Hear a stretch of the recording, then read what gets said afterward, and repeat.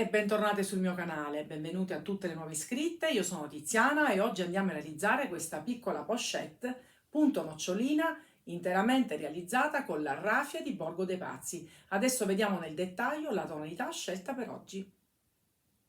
Il progetto di oggi è realizzato con la raffia di Borgo dei Pazzi con queste pratiche rocche da 100 grammi per 248 metri. Io ho scelto la tonalità numero 95, che è questo bellissimo verdone, e il progetto verrà realizzato lavorando due rocche insieme, quindi con due capi. Ho utilizzato il numero 4 come uncinetto, ma anche fino al 4,5-5 potete tranquillamente utilizzarlo. Io vi lascio un codice sconto col quale poter acquistare la raffia che vi sto presentando oggi, ma il codice sconto è valido per tutti gli articoli che trovate sul sito Borgo dei Pazzi. In più ci sarà una tracolla da 1 metro, va bene anche una più corta, dipende se il progetto volete farlo portato a tracolla o a spalla, e una chiusura a cartella. Quindi a questo punto possiamo iniziare con la spiegazione. Iniziamo la lavorazione realizzando 34 catenelle che ho già effettuato, lavorando in doppio, quindi con due rocche contemporaneamente. Quindi realizzate quindi le nostre catenelle, torniamo indietro e andiamo a formare 33 punti bassi, perché si parte appunto dalla seconda catenella e si torna indietro, e questo sarà il nostro primo giro.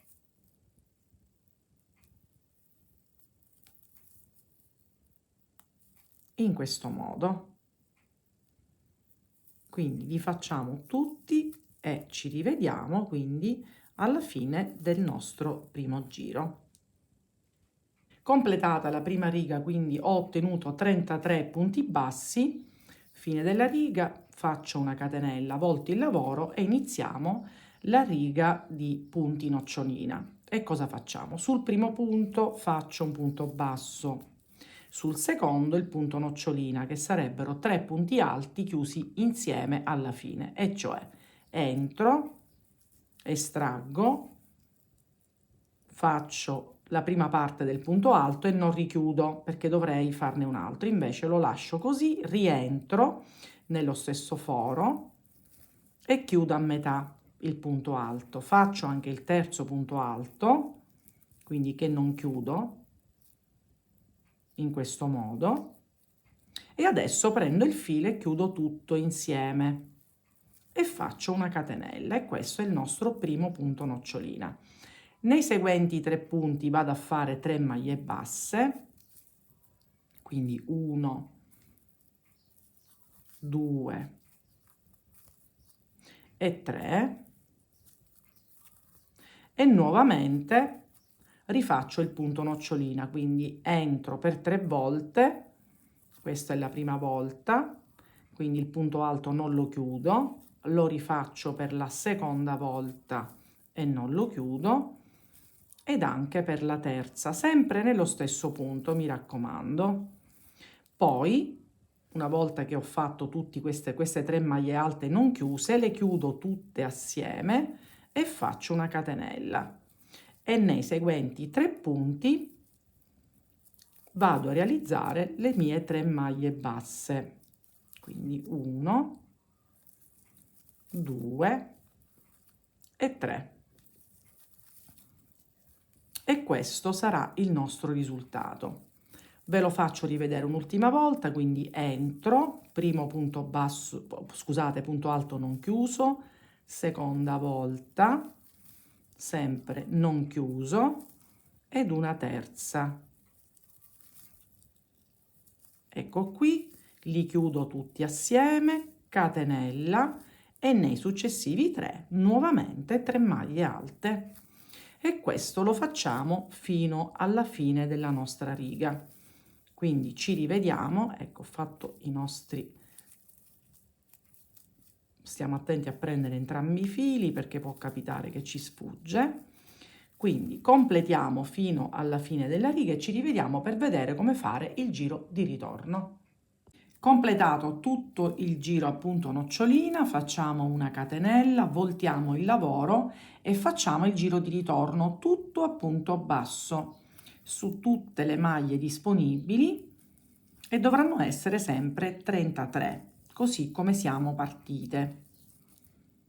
Quindi il punto nocciolina è fatto da 2 giri, uno in andata dove si creano appunto le noccioline e uno di ritorno a punto basso. Quindi completiamo quindi il giro di ritorno e ci rivediamo, così vi faccio vedere come andare a creare le noccioline qua in modo alternato.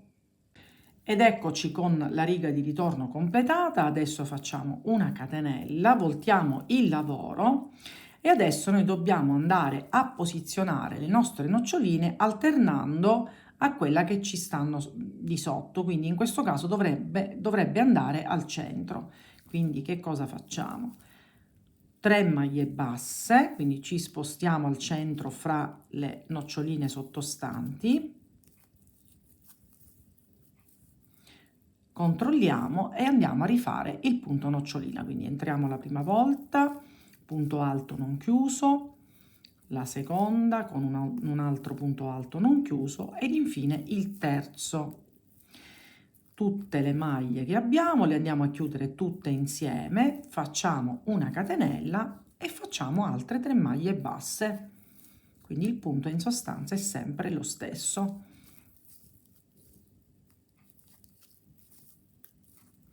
Poi controlliamo, vedete, quindi sta al centro e andiamo a rifare il nostro punto nocciolina.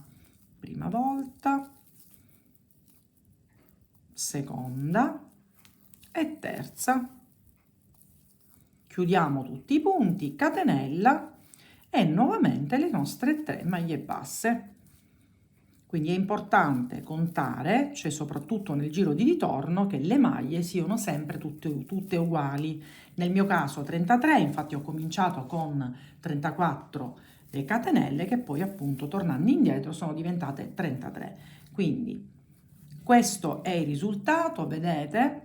Vado ad alternare questo disegno. Adesso devo fare una striscia lunga circa 36 cm, o comunque alla fine sarò precisa e vi dirò esattamente quanto misurerà e quanti giri avrò realizzato. Quindi la facciamo tutta e ci rivediamo dopo.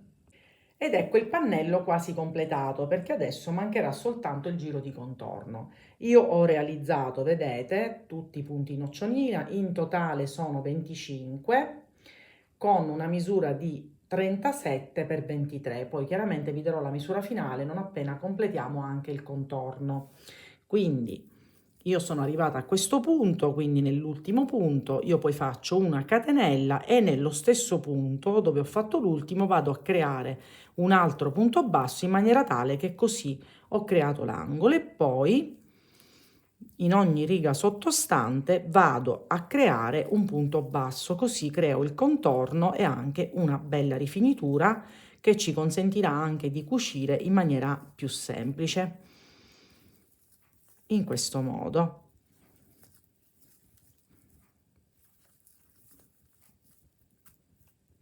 Vedete? Quindi facciamo tutto il perimetro a punto basso, completiamo qui, ricordiamoci che negli angoli, nello stesso punto andiamo a creare punto basso, catenella e punto basso e ci rivediamo per vedere come creare le cuciture. Completato quindi tutto il giro di contorno, adesso dobbiamo cucire la borsa. Io l'ho ripiegata, questa parte ripiegata misura 15 cm, praticamente l'ho messa al contrario, quindi questa qua sarà la parte esterna, perché una volta che completiamo le cuciture poi la borsa verrà rivoltata al contrario. Ho già realizzato qui la cucitura, adesso vi mostro. Io sempre ho preso del filato messo in doppio, io mi vado a bloccare qui, tanto questa è la parte interna, e adesso io mi vado a cercare le asole esterne in questo modo e vado quindi a cucire in questa maniera su tutte le nostre asoline. Vedete? Quindi molto facile, come del resto tutta la lavorazione di questo progetto, insomma, è stato veramente molto semplice. Quindi completiamo questa cucitura e ci rivediamo praticamente a borsetta finita. Ho terminato anche l'altra cucitura e ho rivoltato il lavoro al contrario e si presenta infatti in questa maniera. Adesso dobbiamo alloggiare la nostra chiusura, quindi prendo questa parte che va sulla pattina, io già un po' l'ho allargata, anche perché appena io l'aggancio poi lo vado stringendo, anche perché con questi dentelli poi verrà agguantata per bene la nostra parte. Ho preso il centro della pattina, quindi cosa facciamo? Inserisco in questa maniera, quindi veramente facile, e poi sempre con la pinza mi aiuto e vado a stringere il tutto, così poi non si muoverà più. In questa maniera, vedete? Nel momento che è alloggiata per bene, io poi mi vado a prendere il punto dove andremo a mettere la parte interna tramite delle alette, quindi anche questa molto facile. Quindi a questo punto ci rivediamo a borsa completa. Ed ecco questa mini pochette appunto nocciolina completata. Io ho aggiunto semplicemente la tracollina nei laterali, vi faccio vedere quanto è bella anche indossata, secondo me è perfetta, poi il periodo estivo, essendo in raffia, è leggerissima, infatti ne ho utilizzato solamente 150 grammi, le misure finali sono 25 x 15, poi questo colore che ho scelto secondo me si abbina molto facilmente, ma sul sito Borgo dei Pazzi come raffia ne trovate tantissime tonalità, infatti vi lascio il codice sconto col quale poterla acquistare, ma il codice è valido per tutti gli articoli che trovate sul loro sito. Il progetto avete visto è veramente molto facile, ma se avete dei dubbi mi raccomando mandatemi un messaggio e se non l'avete ancora fatto iscrivetevi sul mio canale e attivate la campanella perché stanno arrivando ancora tantissimi progetti. Ci vediamo alla mia prossima creazione.